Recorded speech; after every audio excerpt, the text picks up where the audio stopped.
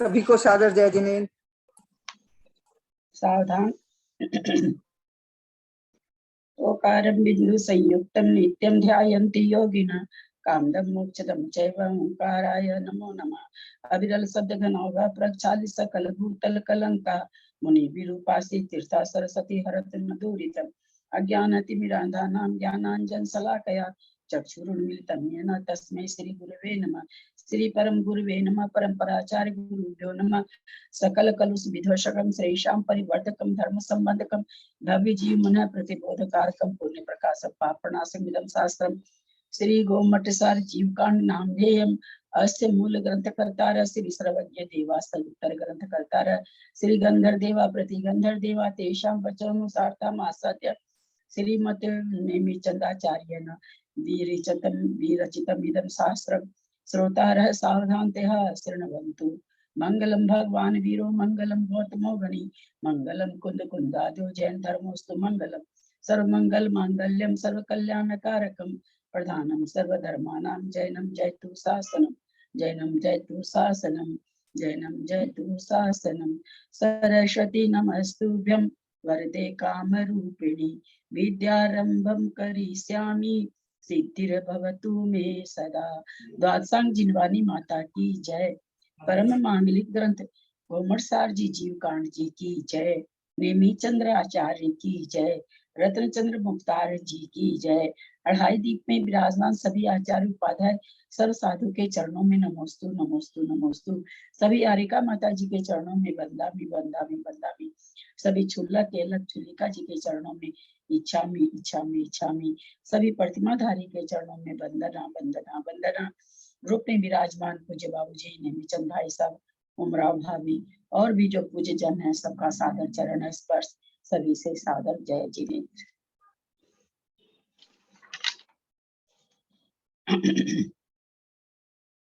हम लोग नेमीचंदाचार्य जी के द्वारा विरचित जीवकांड जी गोमठसार जी जीवकांड जी का स्वाध्याय कर रहे हैं।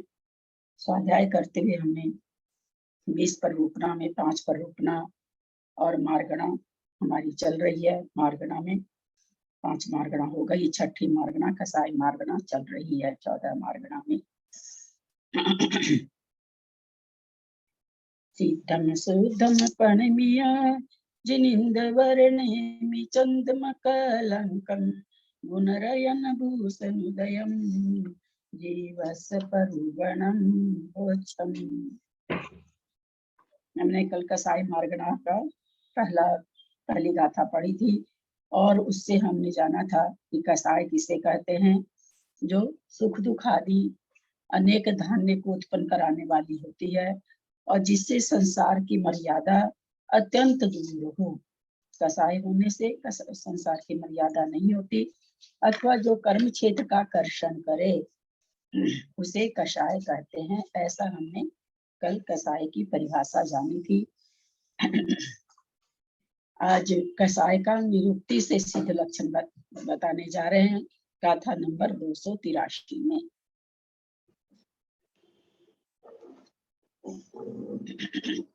सम्मत देश शयल चरितम जह खाद चरण परिणामे गादन्ति व कसाया चौशील असंख लोगमिदा। सम्मत देश शयल चरितम जह खाद चरण परिणामे गादन्ति व कसाया चौसोल संख लोगमिदा। गाथा का उच्चारण करें कुसुम जी।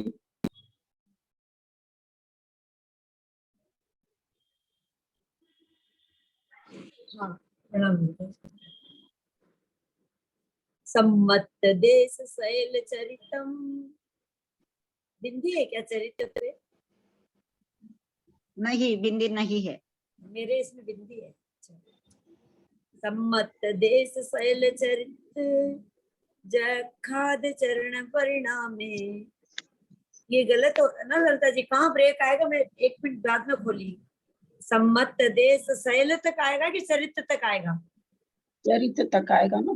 सम्मत देश शैल चरित जय खाद चरण परिणामे खादन्ति वा कषाया चौसोल असंख्य लोग मिदा। जिनके पास संस्कृत छाया है पढ़े।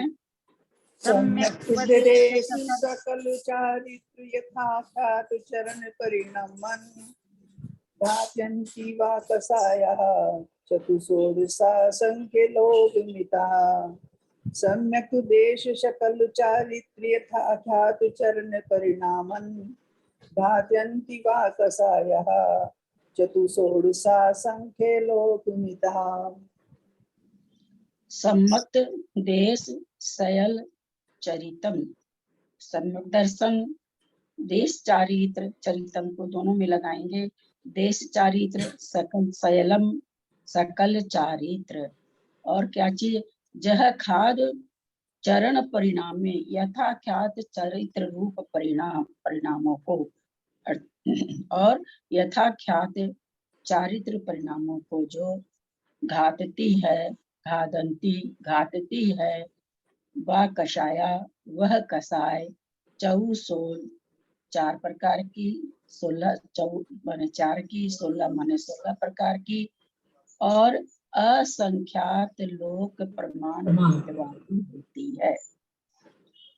उदय की अपेक्षा कसाय असंख्यात लोक प्रमाण होती है। कसाय का उदय कितना होता, अनंत नहीं है, असंख्यात लोक प्रमाण ही है। असंख्यात लोक प्रमाण का मतलब उसमें तारतम्यता होना, थोड़ी अधिक थोड़ी कम और कम, जघन्य और उत्कृष्ट के अंदर के सारे भेद असंख्यात लोक प्रमाण हो जाते हैं। कसाय के भेद असंख्यात, उदय की अपेक्षा असंख्यात लोक प्रमाण आए हैं। एक समय में जितने भी जीव हैं, सिद्ध परमेष्टि अरहंत परमेष्टि को 10वें गुण स्थान से ऊपर के जीवों को छोड़कर, क्योंकि वहां कषाय बची ही नहीं, स्थिति में होती नहीं, तो 10वें गुण स्थान तक सूक्ष्म सांप्राय लोह का उदय है। तो वहां तक के जितने भी जीव हैं, क्या एक समय में सारे जीव को अलग अलग भेद पाए जाएंगे क्या? उतने स्थान तक के मिथ्या सारे स्थान आ गए, उसमें सारे गुण स्थान आ गए, पहला दूसरा से लेके 10वें गुण स्थान, जो जहाँ पाया जाता, जिस जीव की जहाँ पर भी प्रवृत्ति हो रही है। तो अगर सारे जीवों को देखा जाए तो क्या सारे जीवों को एक समय में कसाय का अलग अलग स्थान पाया जाएगा क्या? नहीं पाया जाएगा, क्योंकि मनुष्य की संख्या तो संख्यात है और ये असंख्यात लोक प्रमाण हो गए। मैंने तो मनुष्य बोला ही नहीं। अच्छा,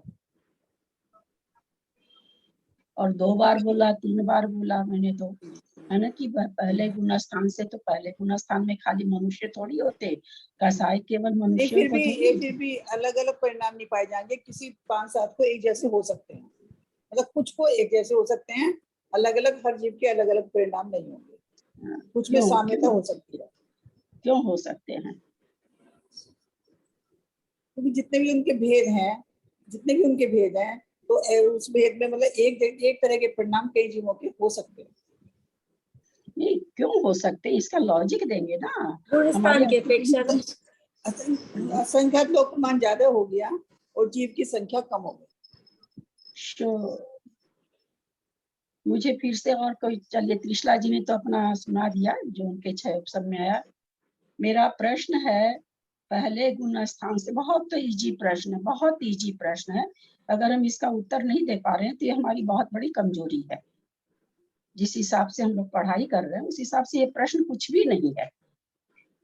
जीवों पहले गुण स्थान से लेके कोई हम गति नहीं बोल रहे हैं, कोई हम जीव मनुष्य नहीं बोल रहे, कुछ भी नहीं बोल रहे हैं। एक पहले गुण स्थान से 10वें गुण स्थान तक जितने जीव भी पाए जाते हैं, अगर भगवान के केवल ज्ञान में एक समय में उन सारे जीवों को एक में से कुछ की एक जैसी अथवा सबकी अलग अलग उदय पाया जाएगा कसाय का, और कोई भी उत्तर है तो उसके साथ आपको क्यों भी बताना है। क्योंकि फिर हम गुण तो तुक्का मार देते हैं, है ना, कोई तुक्का मार देते हैं, कोई ना कोई सही हो जाएगा। तो वो तुक्का नहीं मारना ना, लॉजिक देना है आपको।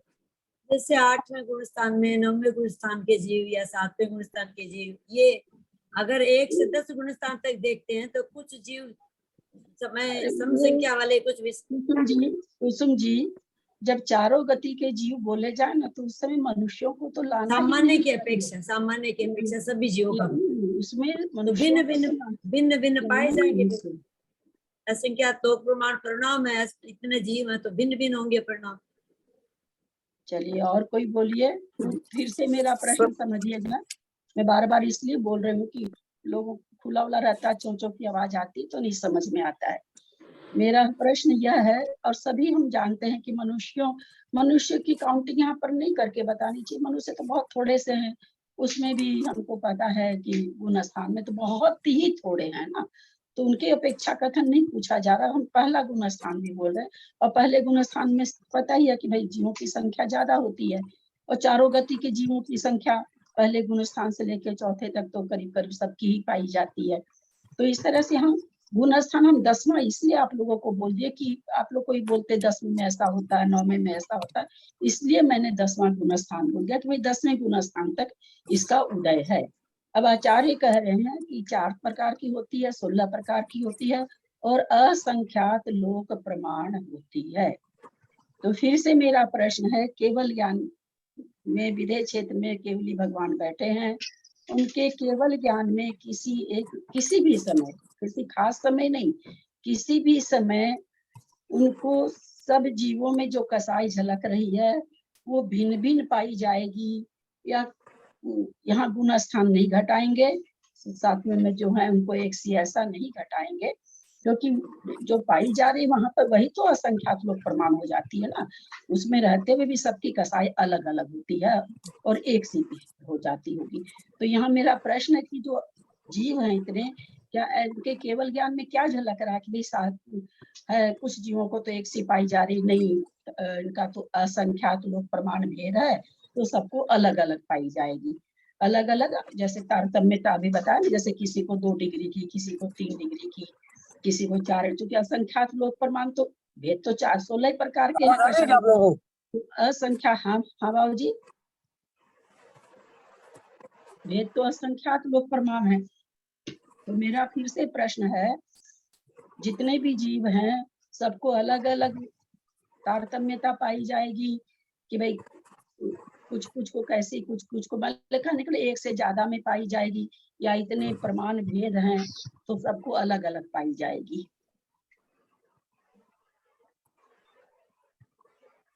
सबको अलग अलग पाई जाएगी, क्योंकि सब जीवों के भाव तो अलग अलग ही होते हैं ना, एक जैसे नहीं होते। चलिए ठीक है, और दूसरे लोग बोलिए। मैं बताऊं, बहुत सारे जीवों को एक सी भी पाई जाएगी, क्योंकि कसाई तो असंख्यात लोक प्रमाण है और जीव अनंतानंत है।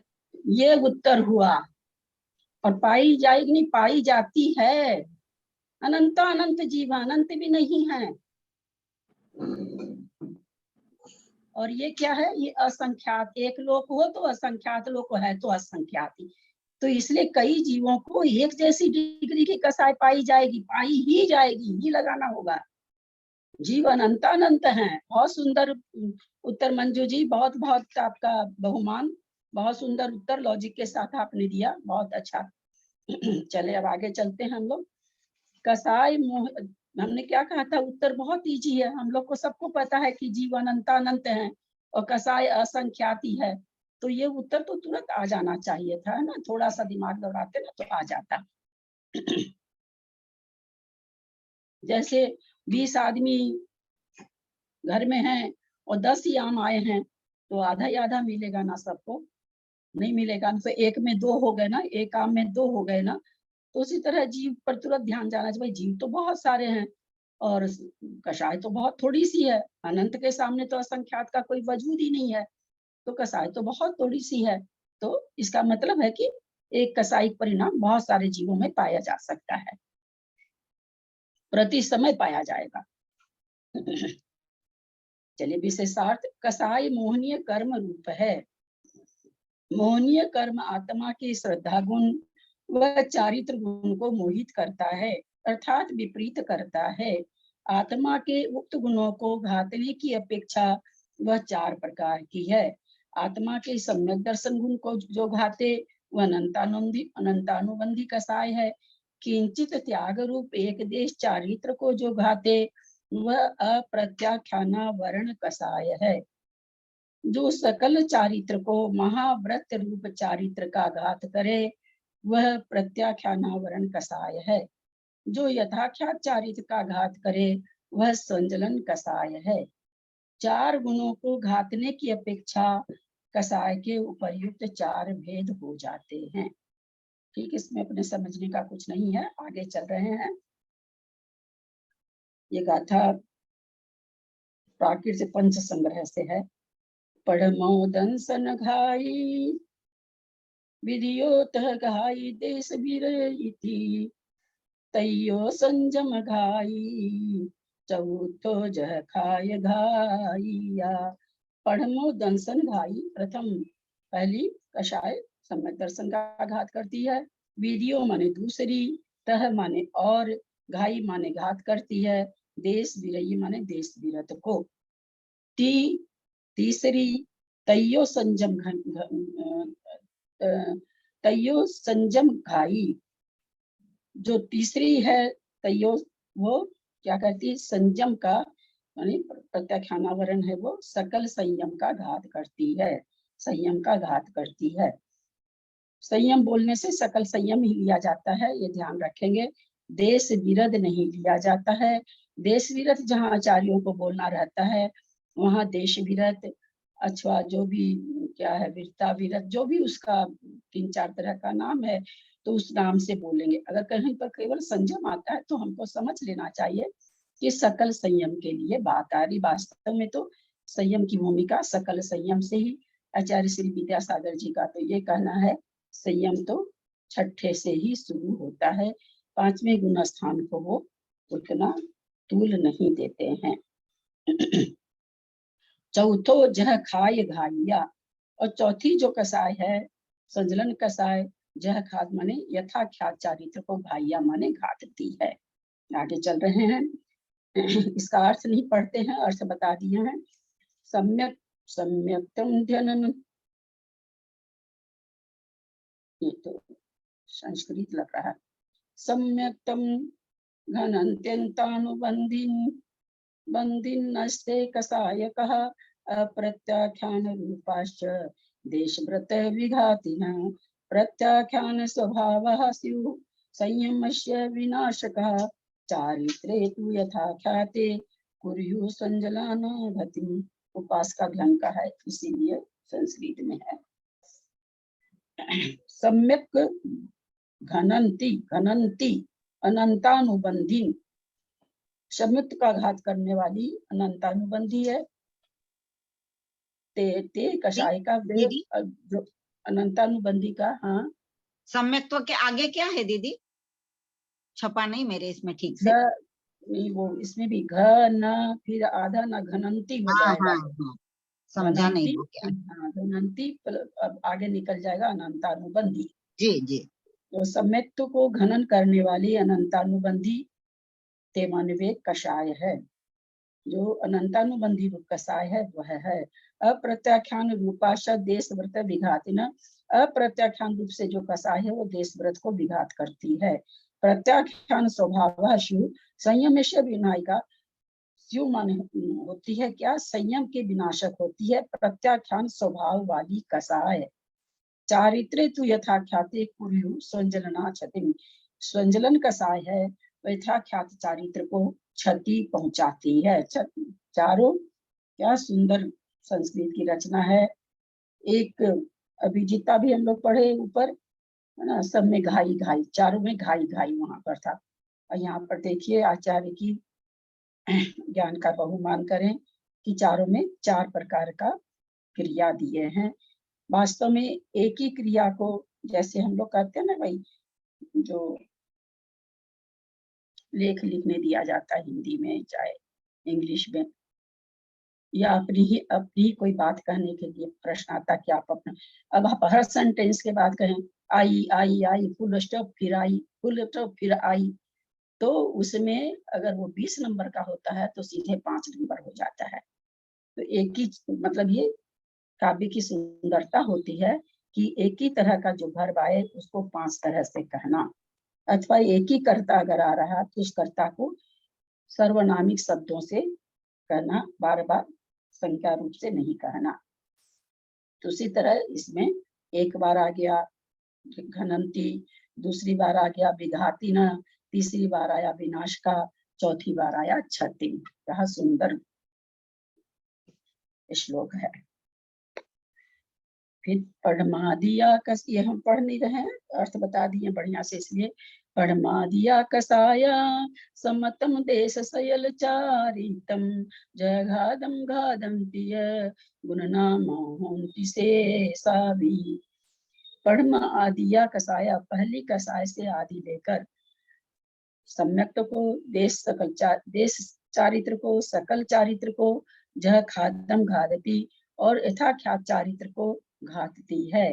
गुण नामा होंती से सावा, इसलिए क्या नाम है सो इनका जो नाम है, कहते हैं नाम कैसे हैं सबका, चारों का कैसे है, तो कहते हैं गुण के अनुसार ही इनका नाम है।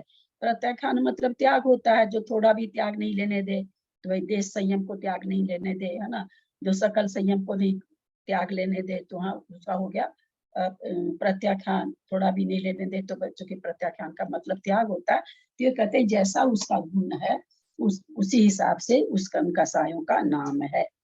अब शंका लेते हैं, अनंतानुबंधी कसाय सम्यक दर्शन की घातक कैसे हो सकती है? वह तो चारित्र मोहनीय कर्म की प्रकृति है, अतः चारित्र गुण तो घातक हो सकती है, सम्यक दर्शन की घातक तो मिथ्यात्व प्रकृति है। समाधान, विपरीत अभिनिवेश मिथ्यात्व है, और वह विपरीत अभिनिवेश मिथ्यात्व प्रकृति और अनंतानुबंधी कषाय प्रकृति, इन दोनों के निमित्त से उत्पन्न होता है। सासाधन गुण स्थान वाले के अनंतानुबंधी का उदय तो पाया जाता है, इसलिए वहां पर भी दोनों अज्ञान, मिथ्या ज्ञान, दोनों अज्ञान संभव है। दोनों अज्ञान मतलब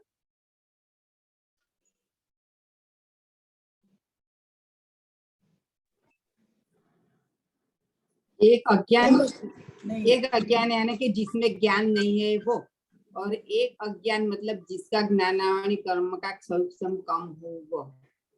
दोनों अज्ञान का मतलब, दोनों अज्ञान का मतलब बाबा बहुत छोटा छोटा, अज्ञान ज्ञान और अज्ञान, कुमति और कुश्रुत। हाँ, कुमति और कुश्रुत, बहुत सुंदर उत्तर। कुमति और कुश्रुत ये यहाँ आएगा दोनों अज्ञान में। शंका, सासाधन किसे कहते हैं? समाधान, सम्यक की विराधना आसाधन है, जो इस आसाधना से युक्त है उसे सासाधन कहते हैं, यानी आसाधन सहित है ना, स प्लस आसाधन, आसाधन सहित। अनंतानुबंधी कसाय के उदय से जिसका सम्यक दर्शन नष्ट तो हो गया है, नष्ट हो गया है, किंतु जो मिथ्यात्व कर्म के उदय से उत्पन्न, म्यूट करें जिनका खुला है, म्यूट करें, जिनका भी खुला है म्यूट करें। मीना जैन, मीना जैन।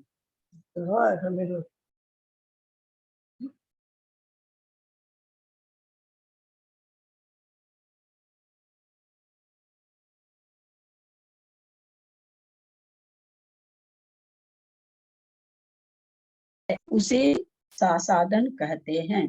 समझा हुआ है ये सब चीज? किसी को कहीं पर नहीं समझ में आए तो आप पूछ सकते हैं। दीदी सासाधन आपकी न आवाज ही नहीं सम्यक आई, रूप है। बीच में आवाज ही नहीं आई दीदी, फिर से पढ़ लीजिए दीदी।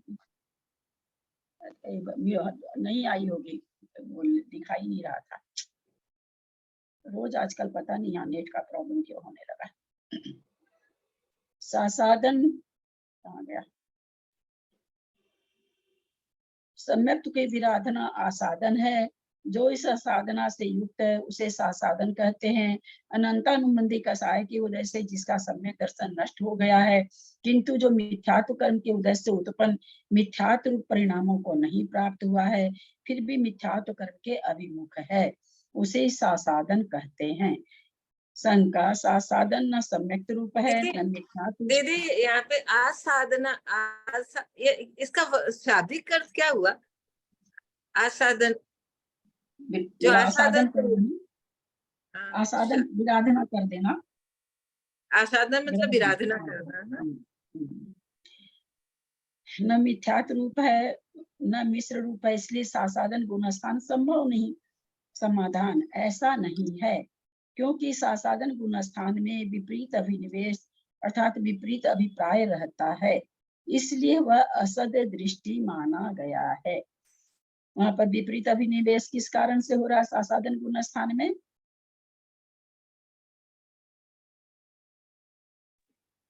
अनंतानुबंधी का उदय अनंतानुबंधी का उदय हो गया है, उसके कारण विपरीत अभिनिवेश वहां पर हो रहा है। यद्यपि मिथ्यात्व में नहीं आया है, फिर भी उसके विपरीत अभिनिवेश चालू हो गया है। यदि ऐसा है तो उसे मिथ्या दृष्टि कहना चाहिए, इसे सासाधन संज्ञा देना उचित नहीं है। समाधान, नहीं, क्योंकि सम्यक दर्शन और चारित्र का प्रतिबंध करने वाली अनंतानुबंधी कसाय के उदय से उत्पन्न हुआ विपरीत अभिनिवेश दूसरे गुणस्थान में पाया जाता है, इसलिए द्वितीय गुणस्थानवर्ती मिथ्या दृष्टि है। किंतु मिथ्यात्व कर्म के उदय से उत्पन्न हुआ विपरीत अभिनिवेश नहीं पाया जाता, इसलिए इसे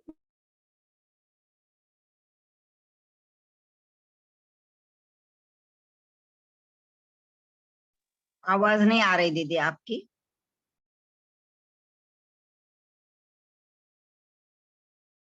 मिथ्या दृष्टि संज्ञा क्यों नहीं दी गई? समाधान, ऐसा नहीं है, क्योंकि सासाधन गुणस्थान को स्वतंत्र कहने से अनंतानुबंधी प्रकृतियों का विस्वभावता का कथन सिद्ध हो जाता है।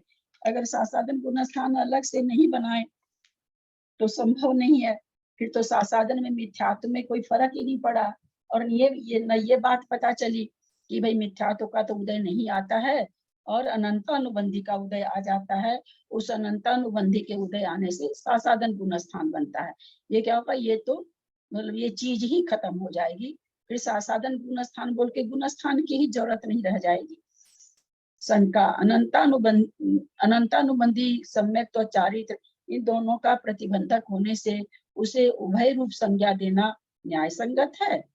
समाधान, यह आरोप ठीक नहीं है, क्योंकि यह तो हमें भी इष्ट है, हमें इष्ट ही है, फिर भी परमागम में मुख्य नय की अपेक्षा इस तरह का उपदेश नहीं दिया गया है।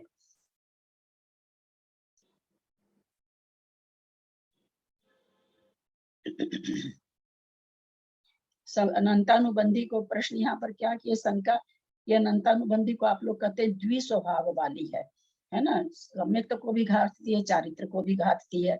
तो अब आप उसको कहते हैं मिथ्या दृष्टि, कहेंगे नहीं। और फिर इसको कहते हैं आप लोग द्विमुखी है, दोनों को घात करती है। तो ये जो आप ऐसा बोल रहे हैं ये ठीक है क्या आपका कहना? तो कहते हैं आप जो कह रहे हैं ये तो मुझे भी इष्ट है, हमें भी इष्ट है, परंतु आगम में इसी तरह से विवेचन आया है।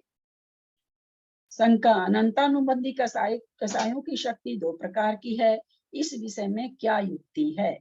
समाधान, अनंतानुबंधी कसाय के उदय से सासाधन भाव की उत्पत्ति अन्यथा हो नहीं सकती। यह अन्यथा अनुपपत्ति से अनंतानुबंधी के दर्शन मोहनीता सिद्ध होती है। चारित्र में अनंतानुबंधी का व्यापार निष्फल भी नहीं है, क्योंकि चारित्र की घातक अप्रत्याख्याना वर्णादि कसायों के अनंत उदय रूप प्रवाह के कारणभूत अनंतानुबंधी कसाय के निष्फलत्व का विरोध सिद्ध होता है। ये कह रहे हैं कि भाई अनंतानुबंधी दर्शन इससे चूंकि ये सम्यक को घात कर रही है, सासाधन भाव की उत्पत्ति और कोई और कैसे बन नहीं रही है, इसके उदय से ही बन रही है, और इसके उदय में सम्यक तो खत्म हो जाता है, तो फिर दर्शन मोहनीता इससे सिद्ध होती है। और चारित्र में तो ये कहते हैं कि होती है इसमें दर्शन कैसे, बोले इसमें दुमुखी का क्यों, दुमुखी वाली बात पर चल रही, बोले इसलिए इसमें दर्शन मोहनीता सिद्ध हो जाती है। और चारित्र में ये क्या कर रही है कि चारित्र रूपी परिणाम में नहीं जाने दे रही है, अप्रत्याख्यानावरण थोड़ा सा भी चारित्र को नहीं लेने दे रही है, तो इसलिए चारित्र मोहनी की भी चारित्र मोहनी के लिए भी इस कसाय को लेना निष्फल, मतलब निष्फलता का विरोध है, मतलब सही है। प्रत्याख्यान और संयम एकार्थ वाले नाम हैं। अप्रत्याख्यान अर्थात ईशत, अल्प प्रत्याख्यान त्याग, अल्प त्याग को अथवा संयमा संयम को या देश चारित्र को अप्रत्याख्यान कहते हैं। उसका आवरण करने वाली कषाय अप्रत्याख्यानावरण कषाय है। प्रत्याख्यान अर्थात संयम का जो आवरण करती है वह प्रत्याख्यानावरण कषाय है। जो सम्यक प्रकार जलता है वह संजलन कषाय है। यहाँ कषाय सबकी परिभाषा की है, संजलन कषाय की दिया जो सम्यक प्रकार जलता है, यानी जिसके प्रकाश में या जिसकी ज्वाला के अंदर यथाख्यात चारित्र जल रहा है, नहीं हो पाता है, इसलिए इस कषाय का नाम संजलन कषाय भी है। समज्वलन भली भांति सम्यक भांति जो ज्वलित करती है अथवा प्रकाशित करती है, इस तरह से इसका अर्थ करा जाता। शायद हो सकता आगे हो। प्रकाशित कैसे दीदी प्रकाशित करती यानी कैसा लेंगे अपन? मतलब सकल संयम को खूब प्रकाशित करती, खूब बढ़िया सकल संयम दिखाती है ये। और जलाती के हिसाब से लेंगे तो यथाख्यात चारित्र को जलाती है। इस तरह से इस कषाय का दो तरह से अर्थ यानी यथाख्यात को नहीं होने देती और जो सकल संयम है उसको अच्छी तरह से प्रकाशित करती है, उसको अच्छा प्रकाशित करती है। दीदी ये लिखा हुआ है कि जो सम्यक प्रकार जलता है, जलाती नहीं है, मतलब वो सम्यक प्रकार जलता है। हाँ, तो उस समय हो जाएगा। जलने को मैंने कहा प्रकाशित करती है। जो सम्यक प्रकार जलती यानी सम्यक प्रकार से प्रकाशित करती है, तो सकल संयम को प्रकाशित करती है ये। चारित्र का विनाश नहीं करने वाले संजलन कषाय के शंका है। कषाय के चारित्र आवरणता कैसे बन सकती है? चारित्र का तो विनाश ये कर नहीं रही, सकल संयम होने दे रही है, फिर इसको अब चारित्र आवरण इसमें कैसे कहा जा सकता है चारित्र का आवरण करने वाली है? समाधान नहीं, क्योंकि संजलन कषाय संयम में मल को उत्पन्न करके यथाख्यात चारित्र की प्रतिबंधक होती है। क्या कर रही है संजलन कषाय? संयम में मल को उत्पन्न कर रही है। दीदी आपने एक क्वेश्चन छोड़ दिया ना? हाँ, छोटा है, एक शंका छोड़ दी आपने। संजलन कषाय में सम्यकपना क्या है? ऐसा नहीं लिया क्या? अच्छा हाँ, संजलन कषाय में सम्यकपना क्या है? चारित्र के साथ जलना ही उसका सम्यकपना है ना। चारित्र के साथ सकल चारित्र के साथ ये जलती रहती है। चारित्र का विनाश नहीं करते हुए यह कषाय उदय को प्राप्त होती है, यह अर्थ किया गया है। चारित्र का विनाश नहीं, सकल संयम का विनाश नहीं करते हुए भी इसके उदय में सकल संयम का विनाश नहीं होता है, इसलिए इसमें सम्यकपना है। शंका है, उसके बाद शंका का फिर से समाधान है, वो पढ़ रहे हैं। नहीं, क्योंकि संजलन कषाय संयम में मल को उत्पन्न करके यथाख्यात चारित्र की बंधक होती है, इसलिए संजलन कषाय के चारित्र अवर्णता मानने में कोई विरोध नहीं है। चारित्र का आवरण इसको मान लेना चाहिए। अनंतानुबंधी अप्रत्याख्यानावरण, प्रत्याख्यानावरण संजलन के भेद से कषाय 4 प्रकार की है। इस चारों में से प्रत्येक के क्रोध मान माया लोभ भेद करने से कषाय 16 प्रकार की है। जैसे अनंतानुबंधी क्रोध मान माया लोभ, अप्रत्याख्यानावरण क्रोध मान माया लोभ, प्रत्याख्यानावरण क्रोध मान माया लोभ, संजलन क्रोध, संजलन मान, संजलन माया, संजलन लोभ। प्रत्याख्यानावरण अप्रत्याख्यानावरण कषायों के समान चारों संजलन कषायों का बंध और उदय के युगपद अभाव के प्रति प्रत्याशक्ति नहीं है। इस बात बतलाने के लिए क्रोध आदि पद के साथ सजन शब्द लगाया है। यहाँ पर तीनों कषाय का तो वैसे ले लिए, अनंतानुबंधी या प्रत्याख्यान और संजलन के चारों चीज को अलग अलग बताए हैं। ऐसा क्या कारण है? आप लोग को सबको पता है कि इन कषायों का उदय भी अलग अलग बताया जाता है ना। बार बार इनका सत्व विच्छुत्ति भी जो होती है, उदय विच्छुत्ति भी होती है, एक एक करके होती है। इसलिए कह रहे हैं हमने सबके साथ संजलन पद लगाया है। फिर क्या कह रहे हैं, असंख्यात लोक प्रमाण किस प्रकार है।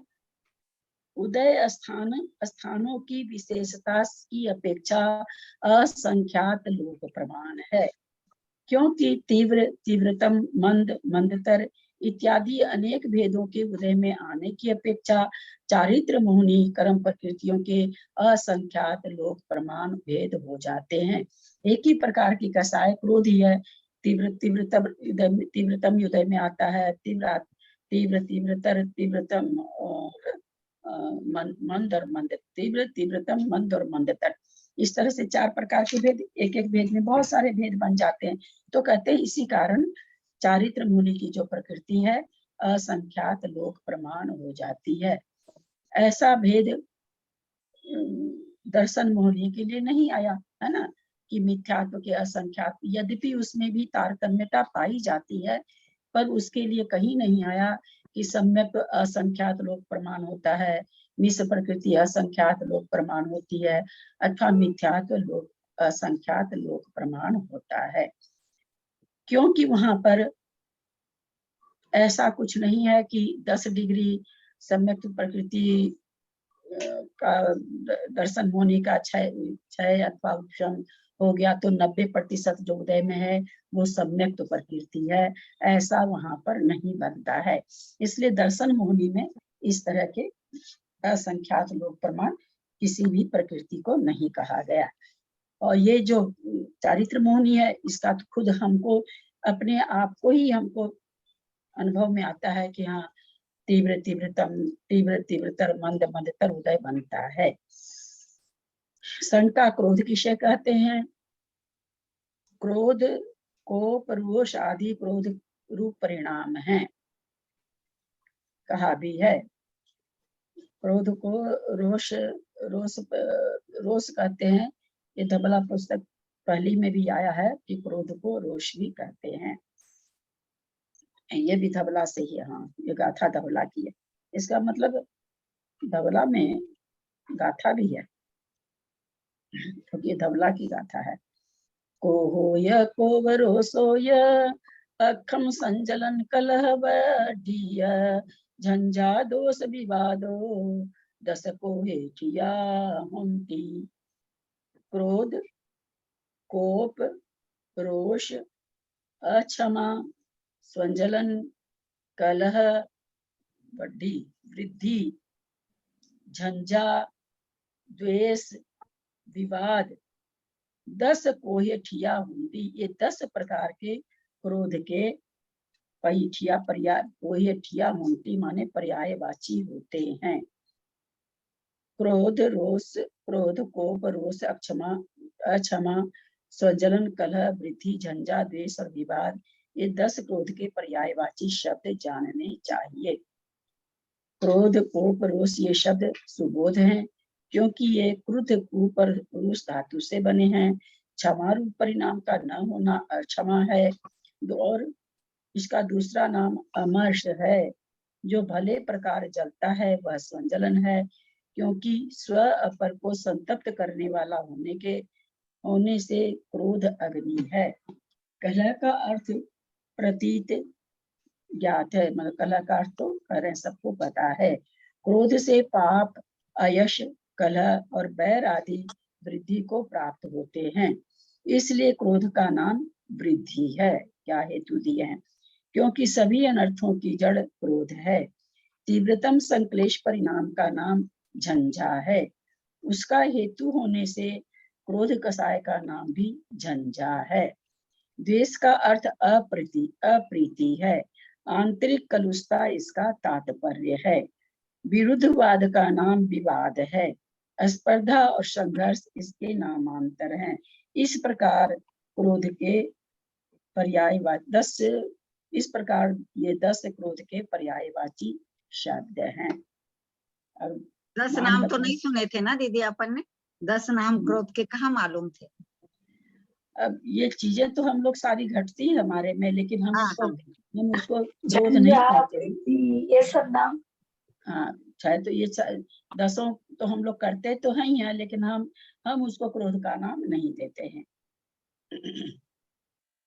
जबकि क्रोध का ही स्वरूप है ये। मान किसे कहते हैं? मान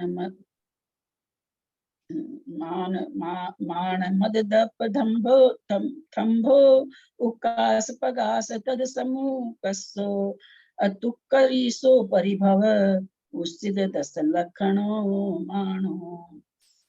कहाँ से है ये? 4। ये भी ये जय धवल से है। वो धवल से था। धवल पहली पुस्तक में क्रोध के पर्यायवाची आए, ये मुझे पता था। दीदी पहले वाली भी जय धवल से ही था, तीसरा नंबर वाला भी। वो 3 है क्या? मैं उसको 1 समझ रखी हूँ, सॉरी। कहाँ? हाँ, जय धवल से ही है। धवल कहाँ आया फिर? ये ऊपर आया है, शब्द आया, उसमें आया। दीदी जय धवल नहीं लिखा है हमारी किताब में, सिर्फ धवल पुस्तक 6, धवल पुस्तक 6 ऐसा ही लिखा है, धवल पुस्तक 1। तो जय धवल कैसे लिए अपन ने? लिखा हुआ हम लोग में, लिखा हुआ जय धवल। अच्छा, मेरे इसमें नहीं है दीदी। हमारे में भी जय धवल लिखा है। 3 वाले में है ना, 3 वाले में है जय धवल, तीसरा जो है जय धवल। अच्छा, मैं लिख लेती हूँ। ठीक ठीक। क्या करे? मान मद दर्प स्तंभ उत्कर्ष प्रकाश प्रकर्ष समतद और समुकर्षो समुत्कर्ष अतुकरिशो अतुकरिशो आत्मोत्कर्ष परिभव माने परिभव उसीद उत्सिक्त 10 लक्षणों मानो। मान के 10 लक्षण हैं। मान मद दर्प स्तंभ उत्कर्ष प्रकर्ष समुत्कर्ष आत्मोत्कर्ष परिभव उत्सिक्त, इन 10 लक्षण वाला मान है। जाति आदि के द्वारा अपने को अधिक बड़ा मानना मान है। उन्हीं जाति के आदि के द्वारा आविष्ट हुए जीव का मदिरा पान किए हुए जीव के समान उन्मत्त होना मद है। जाति के मद में बावला हुआ घूमता है, तो ये मद हो गया। मद से बढ़े हुए अहंकार को दर्प होना, यानी मद से भी और अहंकार बढ़ गया तो दर्प कहलाता है। सन्निपात अवस्था में जिस प्रकार मनुष्य अस्खलित रूप से यद्वा तद्वा बोलता है, उसी तरह मदवश उत्पन्न हुए दर्प से भी अस्खलित यद्वा तद्वा बोलते हुए स्तब्ध हो जाना स्तंभ है। बोलते ही है ना, दर्प से मैं ऐसे कर दूंगा, मैं तुम्हारा जड़ मूल से खत्म कर दूंगा। कौन है जड़ मूल से खत्म करने वाले? जब तक कि उसका खुद का कर्म नहीं करे तब तक इसमें भी साथ है, लेकिन यद्वा तद्वा वचन बोलते हैं। उसी प्रकार उत्कर्ष प्रकर्ष और समुत्कर्ष ये तीनों भी मान के पर्यायवाची नाम घटित हो जाते हैं। उत्कर्षित वचन बोलना, प्रकर्ष खूब ये करना, ऊंचे ऊंचे वचन बोलना अभिमान में भरकर, क्योंकि ये तीनों भी अभिमान के द्योतक हैं। अपने उत्कर्ष का नाम आत्मोत्कर्ष है। अपने ही मतलब अपने ही अभिमान को से अभिमानी होना, क्योंकि जाति से तो पिता से माता से है ना, जो 8 मद आए हैं उनसे होना तो पर से हो गया, लेकिन अपने ही किसी गुण के कारण उत्कर्ष होना तो आत्मोत्कर्ष है। मैं ही जाति आदि रूप से उत्कृष्ट हूँ, मुझसे अन्य कोई दूसरा उत्कृष्ट नहीं है। इस प्रकार ये अध्यवसाय का नाम आत्मोत्कर्ष है। दूसरे को परिभवन अर्थात नीचा दिखाना परिभव है। दूसरे का अपमान करना परिभव है। अपने उत्कर्ष और दूसरे के परिभव के कारण उद्धत होता हुआ उद्वीति अर्थात गर्वित होना उत्सिक्त है। इस प्रकार मान के ये 10 पर्यायवाची नाम है। यहाँ पर चारों ही कसाय के आएंगे, चारों ही कसाय के नाम आएंगे यहाँ। हमारे में उद्भिद की जगह उच्चिति है।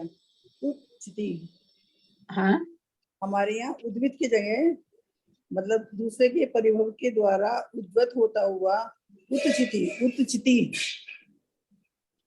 हाँ, यहाँ मीठा हुआ सा है, उच्चिति हो सकता है, उद्भिति भी लगा। उत्चिति है, तैपे वो हलन चिति, एक अक्षर मीठा हुआ है यहाँ पर। माया यसादि जोगो नियदिवीय वंचनानु जुगुदा गहनम मनु नमानम मगन गहनम मनु मनु गहनम मनु नमगन कवक कुहक गुहन गुहन छन्नो माया साधी जोगो साति योग नियति निकृति जिसको माया कहते हैं, निकृति को भी वंचना अनुजुगदा गहनम ग्रहण मनोन मन्नम मनोज्ञ क्या है मनोज्ञ मार्गणा कवक कक नाम ही नहीं सुना हुआ सकता आज तक कुहक गुहन छन्नो गुहन और छन माया कसाय के 11 पर्यायवाची नाम हैं। ये भी जय धवला से ही है। हम सोचे धवला से होगा तो आज खोल के देखेंगे। जय धवला से है। माया साति योग निकृति वंचना अनुचिता ग्रहण मनोज्ञ मार्गणा कक कुहक गुहन और छन माया कसाय के 11 पर्यायवाची नाम हैं। कपट योग का नाम माया है, कुटिल व्यवहार का नाम साति योग है, ठगने के अभिप्राय का नाम निकृति है। देखते जाएंगे कि हम लोग में कौन कौन सा नहीं है तो सब माया ही, लेकिन सब में थोड़ा थोड़ा सा अंश अलग अलग टाइप का है। विप्रलंबन का नाम वंचना है। देखा जाए तो सब संभवों में सारी चीजें हैं। योग की कुटिलता का नाम अनृजुता है। दूसरे के मनोज्ञ अर्थ को प्राप्त कर उसका अपलाप करना ग्रहण है। अर्थात भीतरी वंचना के अभिप्राय का निवृत्ताकार रूप से गूढ़ मंत्र करना।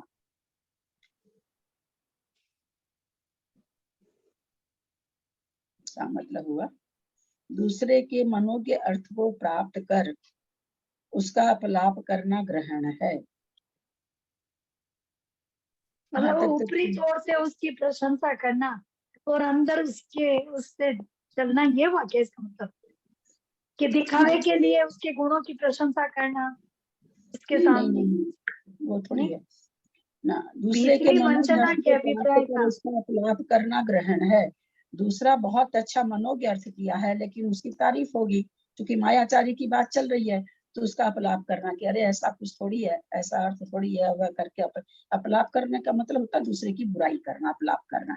लेकिन उसी चीज को चूंकि जान तो रहा ही है कि सही है, तो भीतर से जो वंचना का उसका अभिप्राय था, ठगने का, जो मायाचारी का, निवृत्ताकार रूप से गूढ़ मंत्र करना, उसी चीज को गूढ़ मंत्र रूप से उसको रखना, अंदर रखना, ऐसा महसूस हो रहा है इससे, कि ऐसा लग रहा है। इसका अर्थ ऐसे बैठ सकता है। बाकी तो थोड़ा सा बहुत 100% नहीं कह सकती मैं कि होगा कि नहीं होगा। विप्रलन मन का मतलब क्या था? विप्रलन मन का नाम वंचना। विप्रलन मन, विप्रलन, ये वर्ड भी नहीं है। निकृति के बाद है ना विप्रलन मन। वंचना का जो अर्थ दिया, विप्रलन मन का नाम वंचना। तीसरी लाइन अच्छा, विप्रलन मन का नाम वंचना है, नहीं कह सकती, बस वंचना से समझ में आ रहा है ठगना, उसका शब्दार्थ नहीं कर सकती मैं। मिथ्या विनय आदि उपचारों द्वारा दूसरे से मनोज्ञ अर्थ के स्वीकार करके अभिप्राय का नाम मनोज्ञ मार्गण है। मिथ्या विनय आदि उपचारों से, है ना, झूठी मूठी विनय दिखा करके, क्योंकि हमको तो उनसे सीखना है, उनसे पूछना है, उनसे लेना है, तो क्या करना चाहिए? झूठी विनय कर दी, बस आप ही हो जो हो, आपके जैसा कोई ज्ञानी नहीं है, आप तो बहुत ज्ञानी हो, आप तो गुरु हो, आप तो फलना हो, और मनोज्ञ अर्थ को उससे सीख लिया। तो ये कहते हैं ये मनोज्ञ मार्गण नाम। ऐसा बहुत देखने में आता है दीदी, ऐसा बहुत देखने में आता है। बहुत आता, बहुत मैंने इसका अभी गूगल में अर्थ देखा है, विप्रलन मन का मतलब जैसे उन्मन है, जैसे उन्मनी, पागल, मतवाला, मस्त, पागल आदि, मदान जो व्यक्ति, ऐसा नाम था दिया। क्या चीज, क्या बोल रही सुनीता जी? मैं नहीं समझी। अभी विप्रलम्बन का शाब्दिक अर्थ मैंने गूगल में देखा अच्छा है, क्या, हाँ क्या है बता दीजिए। तो उसमें मैंने डाला था उसका अर्थ क्या उन्मन का उन्मन है, और जैसे उसका उन्मनी पागल, मतवाला, मारस पागल, आदमी, मदांत व्यक्ति, पागल, मतवाला, इस तरह के अर्थ है। दंभ का नाम कल्क है। झूठे मंत्र तंत्र और उपदेश आदि द्वारा लोक का उपजीवन करना कोक है। भीतरी दुराशय का बाह्य में संवरण करना छिपाना, अंदर तो भीतर तो कपट भरा हुआ है, खराब आशय है, और बाहर में दिखाना कि मेरा तो आशय बहुत अच्छा है, निगूहन है। छद्म प्रयोग करना छन्न है, छद्म प्रयोग करना छन्न है। अति संधान और विश्रम घात आदि छन्न है। अत्यंत संधान माने तो खोजना होता, अत्यंत संधान करना किसी चीज का है ना, एकदम छिलका ही उतारते जाना, छिलका ही उतारते जाना, तो क्या हो गया, छन्न है। आगे अब देने जा रहे हैं लोभ का। कामो रागा निदानो छंदो यशदो यपेज दो सोय नेहानुराग आशा इच्छा मुच्छा यगीधीय सासद पतन लालस अविरधि तन्नाय विज जीभाय लोभस नाम धिजा विषम गठिया वनिदा। ये भी जय धवल से ही है, वजने अनुयोग द्वार से। काम राग निदान छंद सूत प्रेय दोष स्नेह अनुराग आशा इच्छा मूर्छा वृद्धि सासता प्रार्थना प्रार्थना भी इसी लालच से तो भगवान के सामने प्रार्थना करते ना, हमको सूत ज्ञान हो जाए, समाधि मरण हो जाए, है ना, बोधि लाभ हो जाए प्रार्थना करते हैं भगवान के सामने। लालसा अवृत्ति तृष्णा विद्या और जिह्वा, ये 20 लोभ के कारतक नाम कहे गए हैं। इष्ट स्त्री और इष्ट पत्नी या पुत्र आदि परिग्रह की अभिलाषा का नाम काम है। अब देख लीजिए हम लोग कहाँ कहाँ हैं। मनो के विषय के अभिषवंग का नाम राग है। जन्मांतर के संबंध से संकल्प करने का नाम निदान है। अर्थात जन्मांतर में भी इस प्रकार की भोग संपन्नता कैसे होगी, इस प्रकार अनागत विषय की प्रार्थना में अभिसंधान का होना निदान है। मन के अनुकूल विषय के बार बार भोगने में मन के प्रणिधान का नाम छंद है। एक ही शब्द के कितने अर्थ होते हैं। छंद कला शास्त्र में भी आता है। नाना प्रकार के विषयों के अभिलाष रूप कलुषित जल के द्वारा सूयते अर्थात परिसिंचित करना सूत नाम का लोभ है। ये तो ऐसे लगता कि सारी चीजें गाये बगाए हम लोग में है ही है। स्व का जो भाव वह स्वता कहलाता है तथा ममकार जिसमें है वह स्वत नाम का लोभ है। प्रिय के समान वह प्रेय है, प्रिय नाम का दोष प्रेय दोष है। शंका, इसके प्रिय रूप होने पर दोषपना कैसे बन सकता है, क्योंकि दोनों के एक होने का निषेध है। नहीं,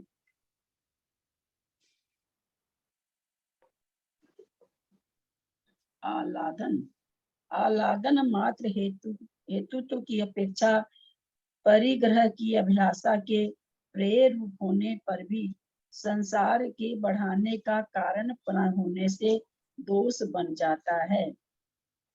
आह्लादन है, हाँ, आह्लादन मात्र आदन नहीं है, आह्वान है। वाह है, नीचे वाह है, नहीं, ल है, ल मेरी में है, तो वाह है, वह है मेरी में तो, ला है, ला है, मेरी में वह है, मेरी में वह है।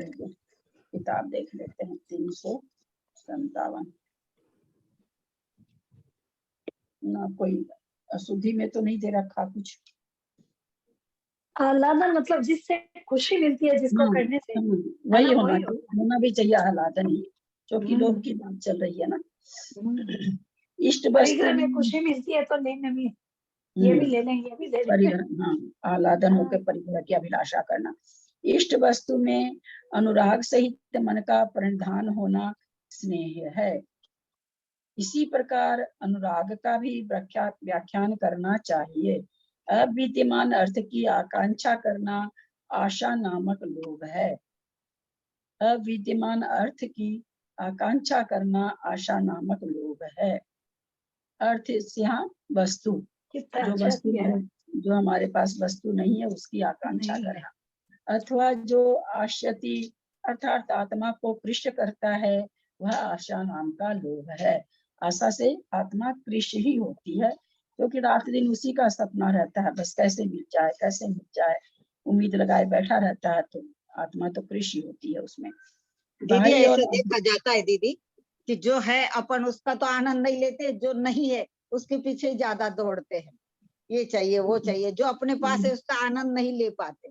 वही होता ही है सबके साथ, जो है हाँ, उसकी कभी जो है उसकी कीमत नहीं है ना, बिल्कुल जो सही हमको दीदी मिल जाता है अपने आप उसकी हम कीमत नहीं करते हैं ना, इसीलिए।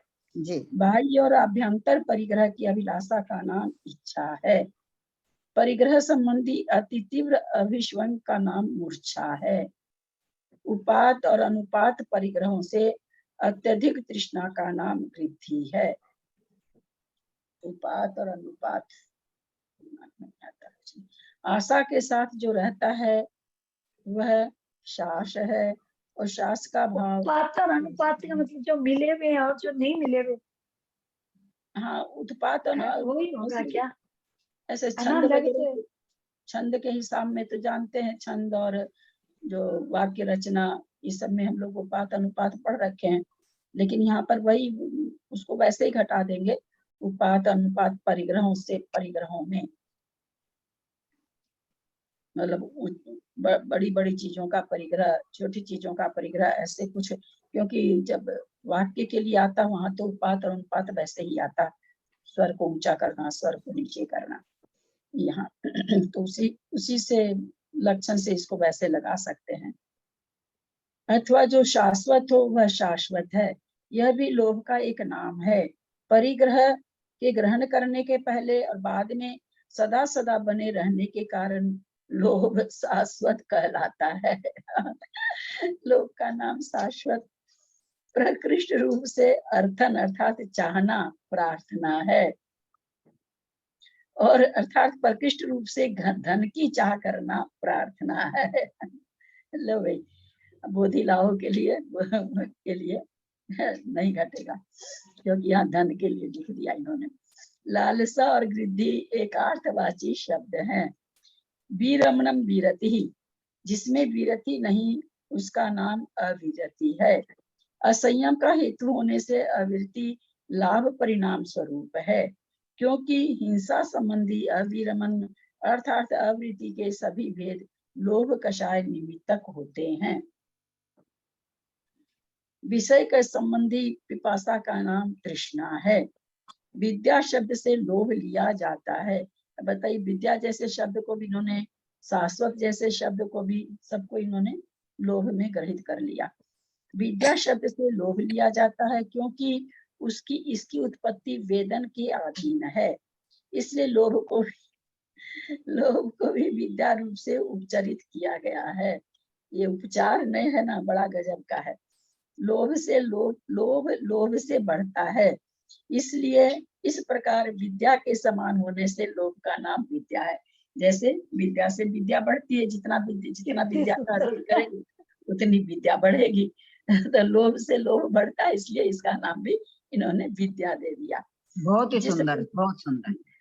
जिस प्रकार विद्या की आराधना कष्ट साध्य है, उसी प्रकार लोभ का आलंबन भूत भोगोपभोग कष्ट साध्य होने से प्रकृति में लोभ को विद्या कहा है।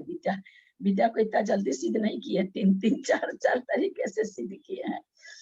असंतोष रूप साधर्म का आश्रय कर जीवा लोभ का पर्यायवाची, क्योंकि जीवा के द्वारा लोभ को बोला जाता है, इसलिए जीवा लोभ का पर्यायवाची नाम है। नहीं, क्रोध इसका मतलब भी- ये नहीं होगा क्या कि कितना भी खा लो जीभ कभी तृप्त नहीं होती है, वैसे हाँ, ही ये भी हाँ, असंतोष असंतोष, बना रहता है हाँ, ना वही है ना, कि असंतोष रूप सा धर्म उसी एक धर्म के कारण, जैसे वो जीव को अभी बताइए कितनी बार अच्छी अच्छी चीजें खा लेते, फिर सामने में आती है तो कितनी तृष्णा हाँ, से खाते हैं उसको, जैसे कभी खाया ही ना हो। क्रोध दोष है, उपलक्षण से सारे जितने भी आए ना सब उपलक्षण के हिसाब में आ गए, चाहे वो क्रोध के लिए आया चाहे मान के लिए आया, सब उपलक्षित कर करके आ गया, उसमें से लक्षण निकाल के और उसका नाम बताया गया। क्रोध दोष है क्योंकि क्रोध के करने से शरीर में संताप होता है, शरीर कांपने लगता है, कांति बिगड़ जाती है, आंखों के सामने अंधियारी छा जाती है, कान बहरे हो जाते हैं, मुख से शब्द नहीं निकलता है, स्मृति लुप्त हो जाती है आदि। गुस्से में आकर मनुष्य अपने पिता और माता आदि प्राणियों को मार डालता है। गुस्सा सकल अनर्थों का कारण है। मान दोष है क्योंकि वह क्रोध के अनंतर उत्पन्न होता है, क्रोध के विषय में कहे गए समस्त दोषों का कारण है। माया पेज राग है, दो तरह की कसाय को जब कहा गया कि दो में निहित करिए, तो पेज राग रूप और द्वेष रूप, तो माया यानी दीदी ये और क्रम बराबर है ना दीदी, क्रोध मान माया लोभ, एक क्रम इन्होंने यहाँ सिद्ध कर दिया कि क्रोध के बाद ये आता है मान। नहीं, क्रोध तो हो गया आपका द्वेष पेज, मतलब ये राग पेज में है, वो दोष पेज में है। हाँ, अपने लिए प्रिय वस्तु की प्राप्ति आदि के लिए ही माया की जाती है। ऐसे खोल खोल के रख दिए हैं भीतर का चिट्ठा सबका। वह अपनी निष्पत्ति के अनंतर काल में मन में संतोष उत्पन्न कराती है, निष्पत्ति हो जाती है तो, अर्थात मायाचार के सफल हो जाने पर मनुष्य को प्रसन्नता होती है। मैंने मायाचारी करके खूब ठगा उसको पता भी नहीं चला, वो तो ये सोचता रहा कि हमारा भलाई कर रहा है, मैंने तो उसको आज पूरी तरह से ठग लिया। लोभ पेज है क्योंकि प्रसन्नता का कारण है। शंका, क्रोध मान माया लोभ ये चारों दोष हैं क्योंकि वे स्वयं आश्रव रूप है या आश्रव का कारण है। समाधान, यह कहना ठीक नहीं, किंतु यहाँ पर कौन सी कसाय आनंद की कारण है, कौन सी कसाय आनंद की कारण नहीं है, ठीक है इतने मात्र की विवक्षा है, इसलिए यह कोई दोष नहीं है। अथवा प्रेम में दोषपना पाया ही जाता है, अतः माया और लोभ पेज है, माया लोभ प्रेय है। ये व्यवहार पेज नहीं वर्ड पहली बार सुना हमने तो। पेज वर्ड क्या है ये? हम तो 20 साल पहले जब जैन सिद्धार्थ को उसको हाथ लगाए थे तभी जान गए थे। हम तो पहली बार बहुत आज सुने।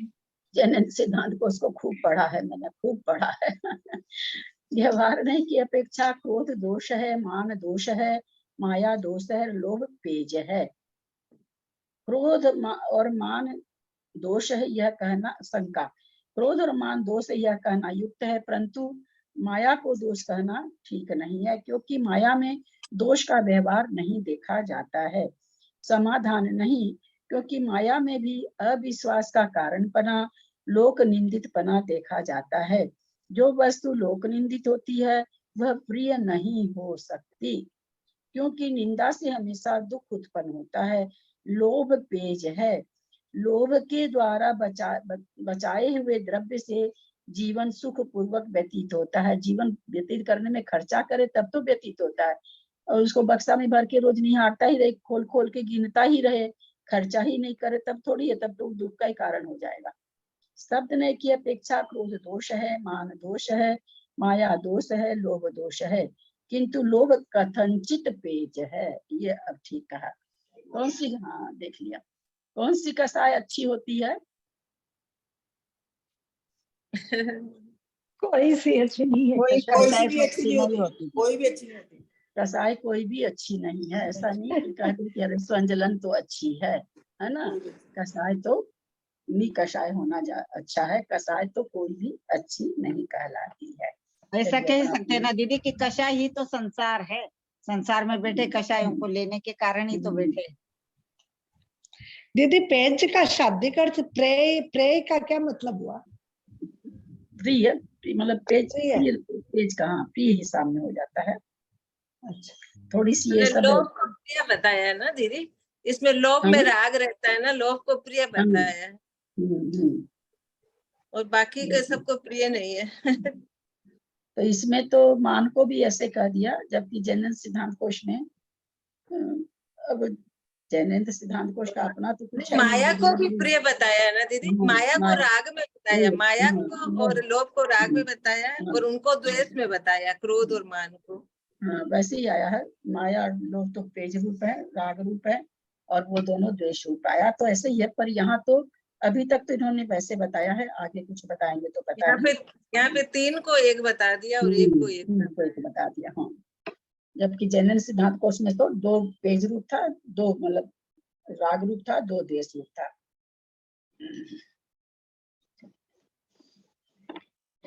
मात्रा पदवाक्यहीनं मया प्रमादादि किंचनोक्तं तन्मे क्षमित्वा विदधातु देवी सरस्वती केवल बोधलब्धिं बोधि समाधि परिणाम शुद्धि स्वात्मोपलब्धि शिव सौख्य सिद्धि चिंतामणि चिंतित वस्तुदाने त्वं वन्दमानस्य ममास्तु देवी।